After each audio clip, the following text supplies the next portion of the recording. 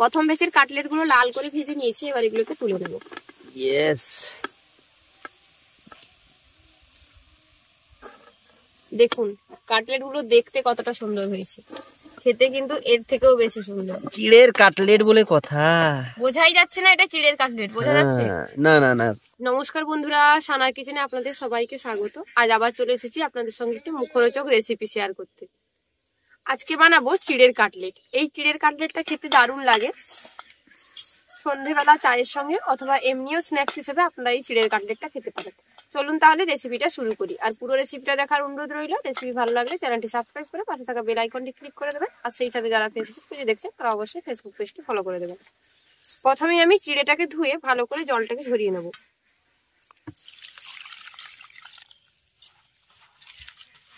দু তিনবার জল পাল্টে চিড়েটাকে ধুয়ে নিতে হবে, কারণ চিড়ের মধ্যে অনেক পরিমাণে ময়দা থাকে, তাই দু তিনবার জল পাল্টে পাল্টে চিড়েটাকে ধুয়ে নেব।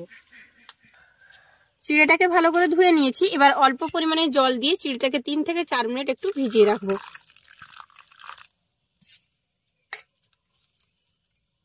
চিড়েটা ভিজতে থাক, ততক্ষণে উনুনটা ধরিয়ে নেব। উনুনটা ধরিয়ে নিয়েছি, এদিকে চিড়েটাকেও 4 মিনিট ভিজিয়ে রেখেছিলাম, ভালো করে নরম হয়ে গেছে। এবার জলটা চিপে নিয়ে ভালো করে এটাকে তুলে নেব।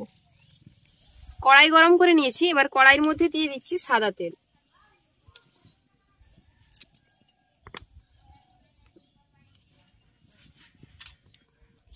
তেল গরম হয়ে গেছে, এবার তেলের মধ্যে দিয়ে দিচ্ছি গোটা জিরে।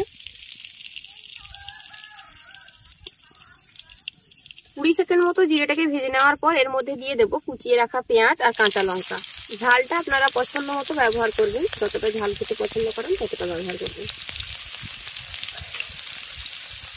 এবার পেঁয়াজ আর লঙ্কাটাকে হালকা করে আগে একটু ভেজে নেব।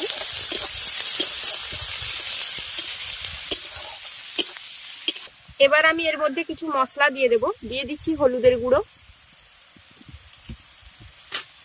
লঙ্কার গুঁড়ো, জিরে আর ধনে গুঁড়ো, আর দেব চাট মশলা আর আমচুর পাউডার।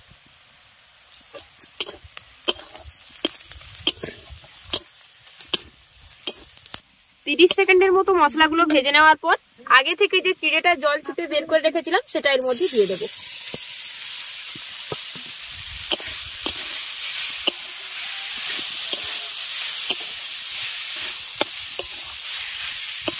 চিড়েটা দেওয়ার পর সেই সাথে আমি এর মধ্যে দিয়ে দিচ্ছি আগে থেকে সেদ্ধ করে রাখা আলু।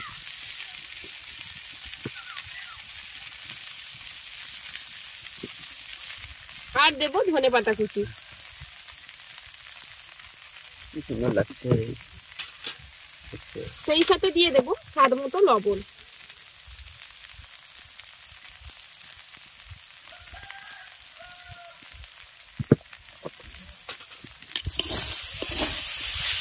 এবার সমস্ত কিছুকে ভালো করে একটু মিশিয়ে নিচ্ছি।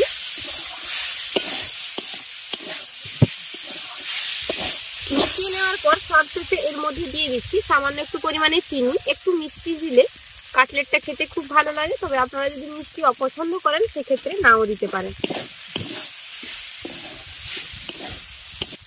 এবার আঁচটা একটু কম করে রেখেই আমি ভালো করে একটা পটাটো মেশার দিয়ে সমস্ত কিছুকে ম্যাশ করে নিচ্ছি। এতে কি হবে, সমস্ত কিছু খুব ভালোভাবে একসঙ্গে মিশে যাবে আর কাটলেটটা গড়তে খুব সুবিধেও হবে।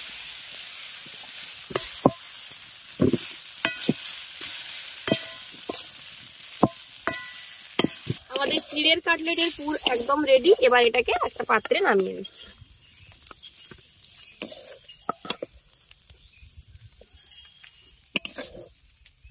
নামিয়ে নিয়ে এটাকে একটু ঠান্ডা করে নেব, যাতে কাটলেটটা হাতে নিয়ে গড়তে পারি। কাটলেট বানানোর জন্য কাটলেটটাকে কোট করব, তার জন্য এখানে আমি নিয়েছি কর্নফ্লাওয়ার। কর্নফ্লাওয়ারের মধ্যে দিয়ে দিচ্ছি সামান্য পরিমাণে লবণ, দিয়ে জল দিয়ে এটার একটা ব্যাটার তৈরি করে নেব। আপনারা কর্নফ্লাওয়ারের পরিবর্তে ময়দাও ব্যবহার করতে পারেন।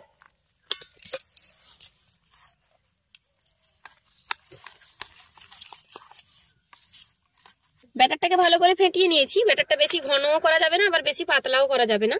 এবার আমি কাটলেটগুলো গড়ে নেব।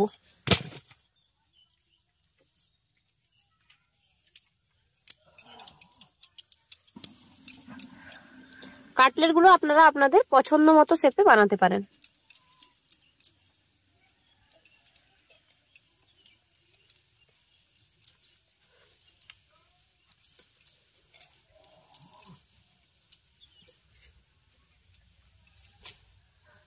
একটা কাটলেট বানিয়ে নিলাম, একইভাবে বাকিগুলোকেও তৈরি করে নেব।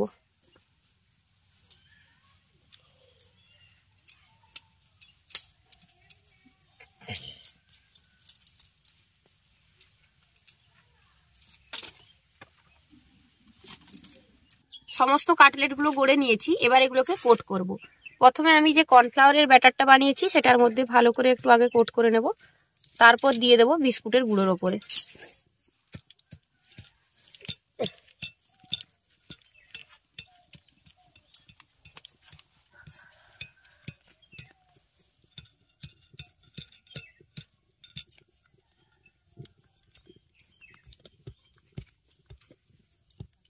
বিস্কুটের গুঁড়োই খুব ভালো করে এটাকে কোট করে নিলাম।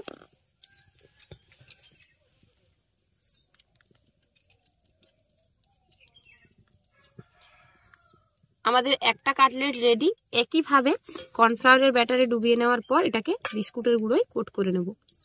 আমি একবার কোট করছি, আপনারা চাইলে কিন্তু ডবল কোটও করতে পারেন, তবে আমি ওপরের লেয়ারটা একটু পাতলাই রাখতে চাইছি, তার জন্য একবার কোট করছি।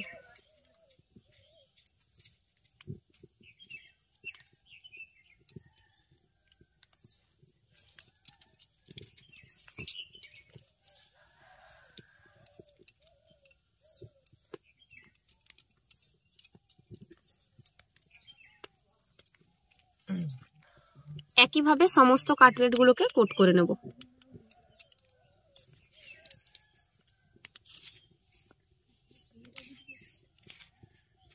সমস্ত কাটলেট গুলো গড়ে নিয়েছি, এবার এগুলো ভাজার পালা। ভাজার জন্য কড়াইয়ের মধ্যে দিয়ে দিচ্ছি সাদা তেল।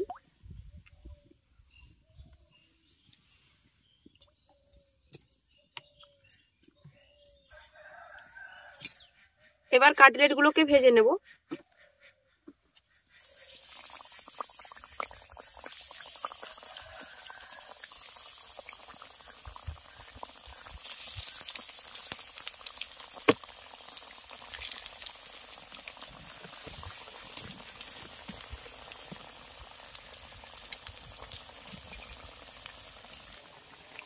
কাটলেট গুলো এক পিঠ ভাজা হয়ে এলে 2 থেকে 3 মিনিট পর, 2 মিনিট হলেই হবে, 2 মিনিট পরে এটাকে উল্টে দিচ্ছি। আঁচটা একটু কম রাখতে হবে বলো। হ্যাঁ, বেশি আঁচে ভাজা যাবে না, একদম কম আঁচে রাখা যাবে না, আবার একদম বেশি আঁচেও ভাজা যাবে না, তাহলে তাড়াতাড়ি কাটলেট গুলো লাল হয়ে যাবে আর ভালো করে ভাজা হবে। ভিতরে কাঁচা থেকে যাবে কি?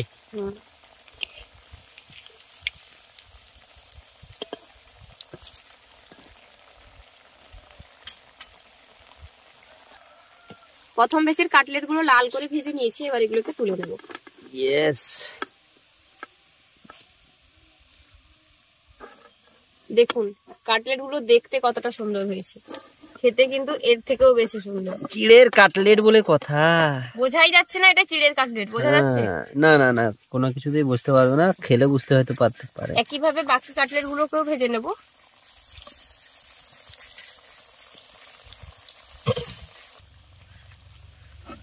সেকেন্ড ব্যাচের কাটলেট গুলোও ভেজে নিয়েছি, একইভাবে সমস্ত কাটলেট গুলোকে ভেজে নেব।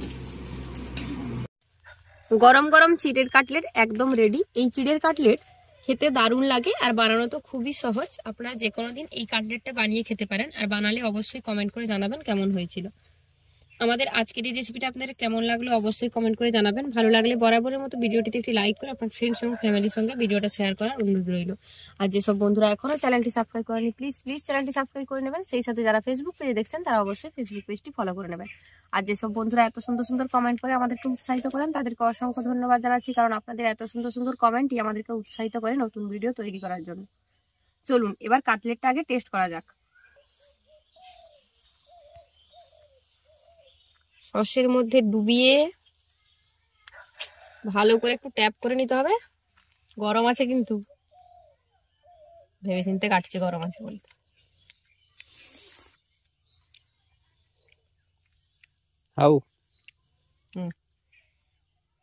কেমন লাগছে রে? না আমি নই, আমি পরে খাবো, আমি পরে খাবো। কেমন লাগছে? দারুণ লেগেছে। এমনিতে কাটলেট, তার উপরে আরো টমেটো কেচাপে ডুবে গেছে, তার মানে তো ফাটাফাটি লাগবেই, কোনো কথা নয়। তুমিও চলে আসো। আমাকে দাও একটা।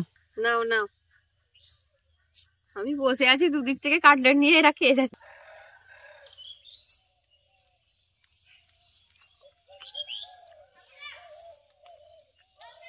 পর্যবেক্ষণ হচ্ছে, এখনো টেস্টিং চলছে। দারুন বুঝলে, দারুন, সাধারণ হিসেবে অসাধারণ। অসাধারণ, খেয়ে যাও।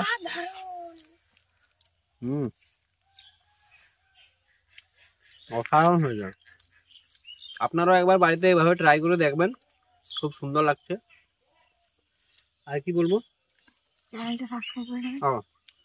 যদি রেসিপিটা ভালো লেগে থাকে তাহলে চ্যানেলটি সাবস্ক্রাইব করে রাখবেন, আর যদি ফেসবুকে দেখছেন ফেসবুকটি ফলো করে রাখবেন। তো এই পর্যন্ত, আবার দেখা হবে অন্য কোনো ভিডিও নিয়ে। ভালো থাকবেন, সুস্থ থাকবেন। টাটা। টাটা।